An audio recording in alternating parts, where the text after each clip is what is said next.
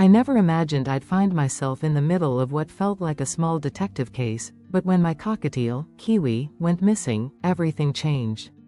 Kiwi wasn't just any bird, he was my companion for years, a little genius with a talent that went far beyond chirping and whistling.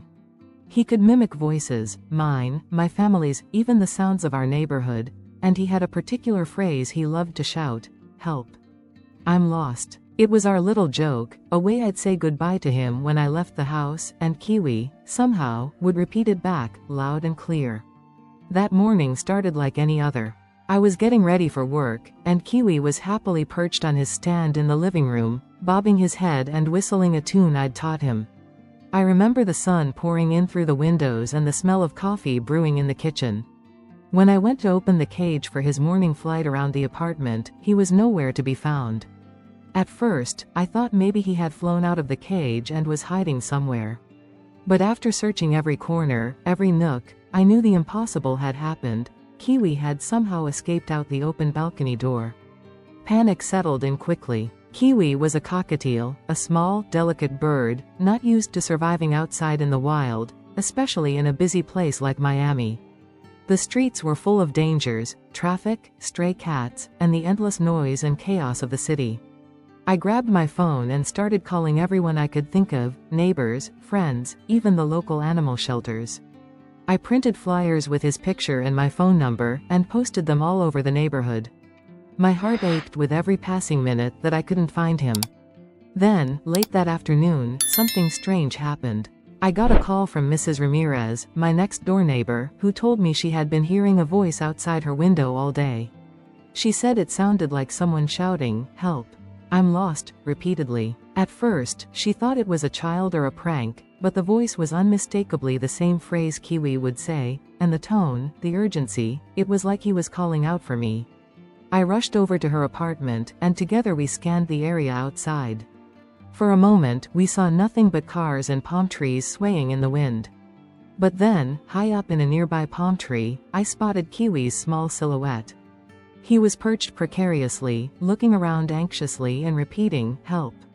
I'm lost," over and over. Relief flooded through me, but so did worry. How would I get him down safely? Mrs. Ramirez suggested calling the police, thinking they might be able to help. I was hesitant at first, but the urgency in Kiwi's calls convinced me otherwise. The police arrived quickly, and one officer carefully climbed up and brought Kiwi down to safety. That was only the beginning. What happened after Kiwi was rescued made the story even more unbelievable, and it all started with his remarkable ability to mimic voices and communicate, the very reason he survived those tense hours alone outside.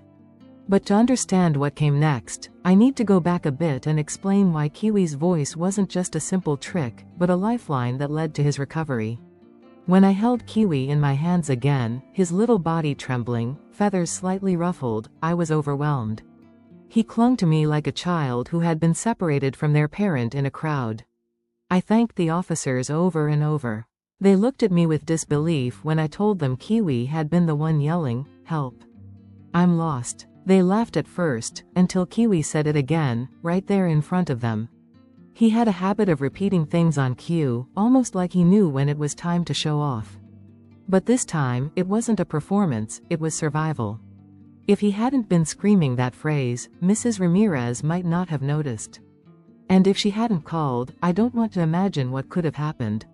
Still, as grateful as I was, something wasn't sitting right. Kiwi was trained, not perfectly, but well enough to know the boundaries of the balcony.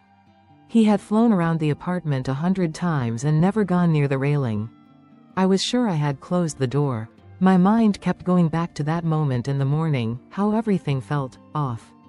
The position of his cage, how the latch looked twisted, not open like I'd left it. It didn't add up. I spent the next few days at home, watching him closely, comforting him as best I could. He was nervous, jumpier than usual. Loud sounds made him flinch, and he didn't want to leave my side. I started asking more questions, quietly, to people in the building. Our apartment complex in Miami was close-knit, the kind of place where most people knew each other by face if not by name. I talked to the janitor, the front desk lady, even a few of the kids who liked to ride their bikes through the courtyard. Then came the moment that changed everything. One of the building's maintenance workers, Julio, pulled me aside a few days later. He was hesitant, but he told me he had seen someone on our floor that morning, someone who didn't live there. A man, wearing a delivery uniform, was walking away from my apartment just minutes before I noticed Kiwi was gone. Julio thought it was odd because there were no scheduled deliveries that day, and the man didn't have a package. Just a backpack. It hit me all at once. Kiwi hadn't just flown away. He'd been taken. The idea made my skin crawl. Who would steal a bird?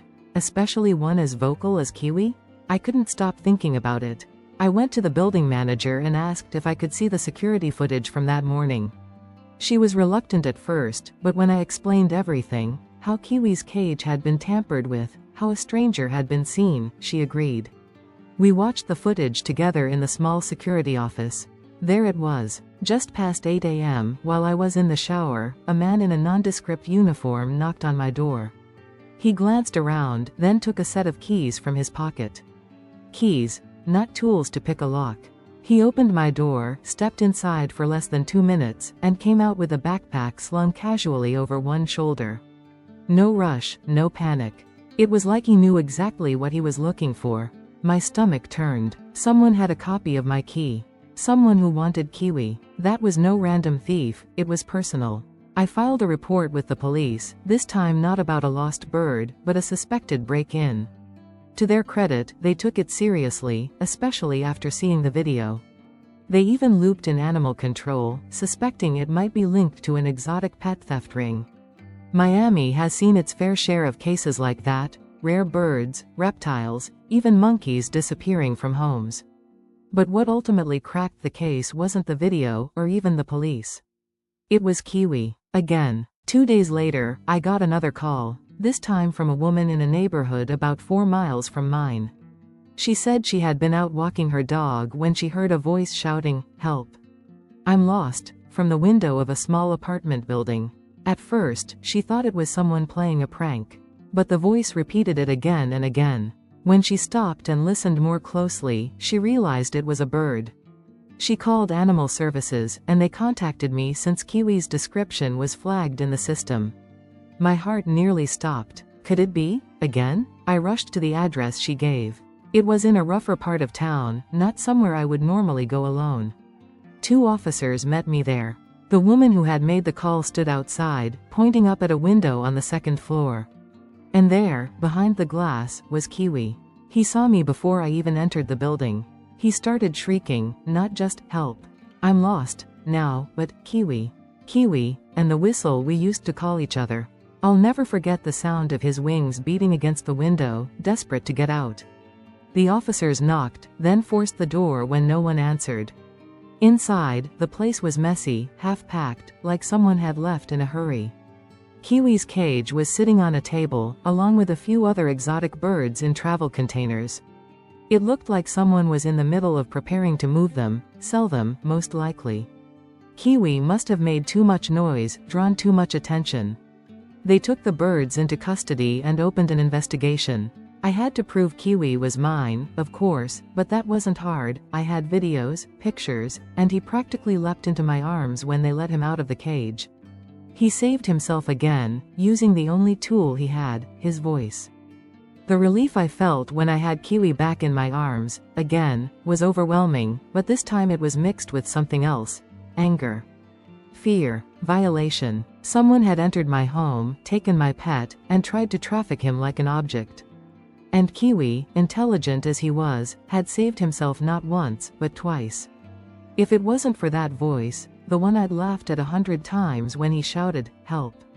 I'm lost," he would have disappeared for good. No GPS chip, no microchip for birds that small, nothing but his words and a few good people who listened. The police investigation picked up quickly once they confirmed there were other exotic birds in that apartment. It turned out that the man who had taken Kiwi had been under suspicion before, a former delivery worker with access to keys in several buildings, fired after complaints about suspicious behavior. Somehow, he had held onto a copy of the master key to our complex, or made one before being let go. Detectives told me that bird theft wasn't uncommon in South Florida, especially in a city like Miami, where exotic birds are valued and sometimes smuggled. It's not always about money, either. Some people collect them, some resell them, some just don't understand that these are living beings with bonds and attachments. I had to provide a formal statement, and they cataloged everything I had, from photos to old receipts from the pet shop, to the video of Kiwi talking. One of the detectives even joked that Kiwi could be brought in as a witness, since he speaks. But the reality wasn't funny. If Kiwi hadn't screamed from the palm tree, if that second neighbor hadn't paid attention to a talking bird through a window, I would have never seen him again. The man responsible was arrested about a week after Kiwi was found, hiding out at a relative's house. They charged him with burglary, possession of stolen property, and violating probation from a prior theft case. He didn't say much during the initial hearings, and I was told he had targeted my apartment specifically because he had heard about Kiwi through another resident, someone who knew the bird could talk, who had probably seen me walking with him on my shoulder during early mornings. It made me rethink everything. I had always felt safe in our complex. Friendly, community-oriented, but someone I may have said hello to in the elevator had passed along information that led to my bird being stolen. That thought took a long time to get over. After Kiwi came back home for the second time, things changed. He was different, not broken, not damaged, but quieter. More observant. He still spoke, still whistled, but his energy was different. I guess that's true for both of us. I started locking every door obsessively, double-checking windows, even installing a small security system in the apartment. I kept Kiwi's cage farther from the balcony, made sure no one could see in from the outside. But I also saw something incredible happen. The story made local news, first just a segment about a rescued bird, and then a follow-up when the theft and arrest came to light. People started reaching out to me from all over Miami. Neighbors, strangers, even other pet owners who'd had similar scares. I learned that Kiwi wasn't alone. There were dozens of reports of missing parrots and cockatiels over the past few years, some never recovered, some likely taken the same way. The police said the visibility from Kiwi's case, and his unique way of saving himself, actually helped them crack down on a small ring operating out of Broward County. It turned out there were 2 or 3 other people involved, moving birds through private sales and exotic pet groups. Not all the birds were reunited with their owners, but some were. I like to think Kiwi helped them, too. For a while, I was asked to speak about the case at local shelters and bird owner groups. People wanted to know how I trained him, how he learned to talk that way, how he stayed calm enough to shout out when it mattered. The truth is, I never trained him to say, "Help. I'm lost," as a distress call. It was a joke, something funny between us, but he remembered, and when the time came, he used it. Kiwi is still with me today. He's older now, of course. He doesn't talk as much, but when he does, he still uses that same phrase, quieter, like a whisper now, "Help. I'm lost." And every time I hear it, it hits me. Because that silly line, that little joke, saved his life. Twice. To this day, I tell people, if you own a bird, teach it something meaningful. Not just for entertainment, but something that could actually help. A name, a phone number, a phrase. You never know when it'll matter. Kiwi and I survived something most pet owners never think will happen. And every time he perches on my shoulder and nuzzles his beak into my ear, I'm reminded of what it means to really be heard. And to listen, even when the voice comes from a bird.